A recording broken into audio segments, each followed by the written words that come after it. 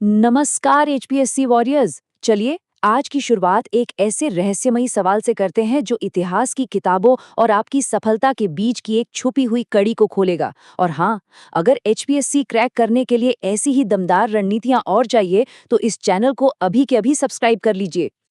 अब आप सोच रहे होंगे ये कैसा सवाल है, भला एक पुराने खंबे का हमारे एग्जाम से क्या लेना देना। अरे बहुत गहरा लेना देना है। और आज हम इसी छुपे हुए कनेक्शन की परतें खोलने वाले हैं। तो ठीक है, कमर कस लीजिए। हम इतिहास के एक सीधे साधी चैप्टर को एचपीएससी में हाई स्कोर करने वाले एक जबरदस्त टूल में बदलने जा रहे हैं। आज हम बात कर रहे हैं एनसीईआरटी के चैप्टर 10 की, मतलब प्राचीन भारत की 3 सबसे खास चीजों की: इमारतें, चित्र और किताबें। ये वो नींव है जिस पर आपकी तैयारी की इमारत खड़ी होगी। तो देखिए, उस जमाने में आर्किटेक्चर के कई रूप थे। यहाँ एक बात पर खास ध्यान दीजिए, स्तूप में रखे जाते थे अवशेष, जबकि मंदिरों में देवता के लिए एक खास जगह होती थी जिसे गर्भगृह कहते थे। ये छोटा सा फर्क एचपीएससी के मैच द फॉलोइंग वाले सवालों में आपको बचा सकता है।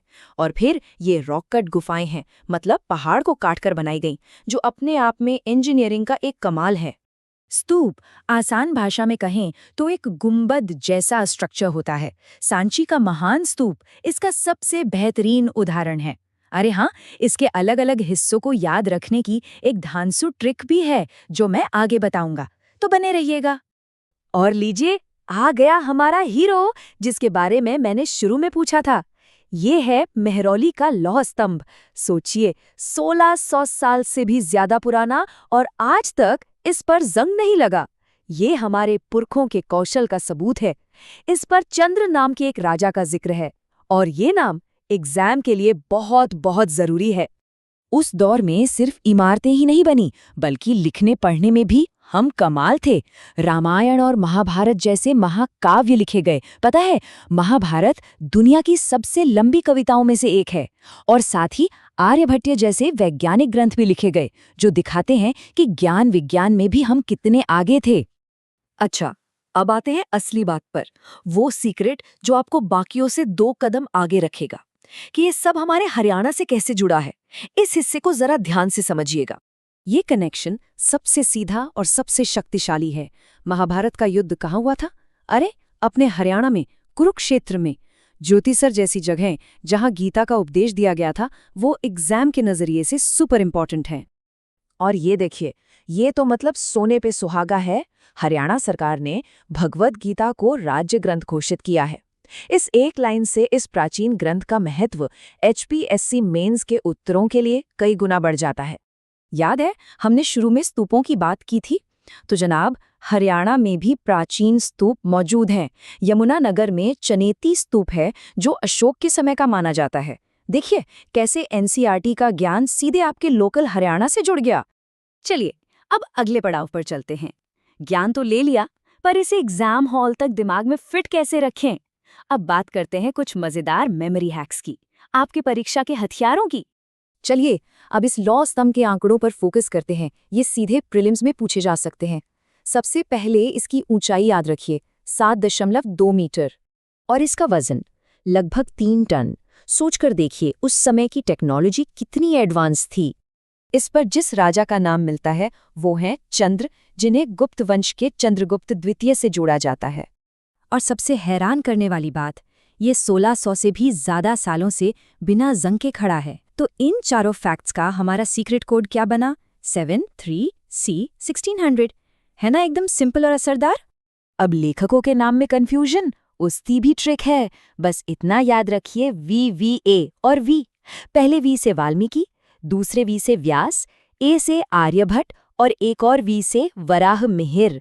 अब इन महान लेखकों और उनकी किताबों को याद रखना बच्चों का खेल हो जाएगा। बहुत बढ़िया, थ्योरी हो गई, ट्रिक्स भी हो गई। अब समय है इस ज्ञान को परखने का। चलिए एक छोटे से एग्जाम मोड में चलते हैं। ये रहा एचपीएससी का एक क्लासिक सवाल। दोनों कथनों को ध्यान से पढ़िए। क्या लगता है कौन सा सही हो सकता है? सोचिए। सही जवाब है बी। पहला कथन गलत है, क्योंकि स्तंभ गुप्त काल का है, मौर्य काल का नहीं। दूसरा कथन बिल्कुल सही है। देखा हमारा 73C 1600 वाला सीक्रेट कोड यहाँ कैसे काम आया। अगला सवाल है मैच द फॉलोइंग टाइप का, जो एचपीएससी का एक और पसंदीदा फॉर्मेट है। ये आपकी याददाश्त का असली टेस्ट है। चलिए सूची ए को सूची बी से मिलाइए। और सही जवाब है ए, महाभारत व्यास, आर्यभट्टीय आर्यभट्ट, रामायण वाल्मीकि और महान स्तूप सांची। हमारी वीवीए और वी वाली ट्रिक ने इसे एकदम हलवा बना दिया, है ना? जबरदस्त! आपका प्रदर्शन बताता है कि कॉन्सेप्ट सब क्लियर हो रहे हैं। तो अब आते हैं सबसे जरूरी बात पर। एक मेंटर के तौर पर मेरी तरफ से आपके लिए अंतिम और सबसे महत्वपूर्ण सलाह, ये आपकी सफलता की रणनीति का निचोड़ है। प्रीलिम्स और मेंस दोनों में अच्छे नंबर लाने के लिए इसे गांठ बांध लीजिए। प्रीलिम्स के लिए फैक्ट्स पर फोकस करें और मेंस में डायग्राम जरूर बनाएं और हमेशा हमेशा हरियाणा का जिक्र करें, जैसे चनेती स्तूप और गीता महोत्सव। यही वो चीज़ है जो आपके जवाब को दूसरों से बेहतर बनाएगी। और जाते जाते मैं आपको एक सवाल के साथ छोड़कर जा रही हूँ। हमारी कौन सी प्राचीन विरासत, चाहे वो लौह स्तंभ का विज्ञान हो, अजंता की कला हो या गीता का दर्शन हो, आज के भारत की आत्मा को सबसे अच्छे से दर्शाती है? सोचिएगा जरूर। अगर ये एचपीएससी रणनीति आपको पसंद आई तो इस एक्सप्लेनर को लाइक करें, अपने साथी एस्पिरेंट्स के साथ शेयर करें और नीचे कमेंट्स में मेरे सवाल का जवाब जरूर दें। और हाँ, ऐसे ही और ज़बरदस्त एचपीएससी कंटेंट के लिए चैनल को सब्सक्राइब करना बिल्कुल मत भूलिएगा। मिलते हैं अगले एक्सप्लेनर में।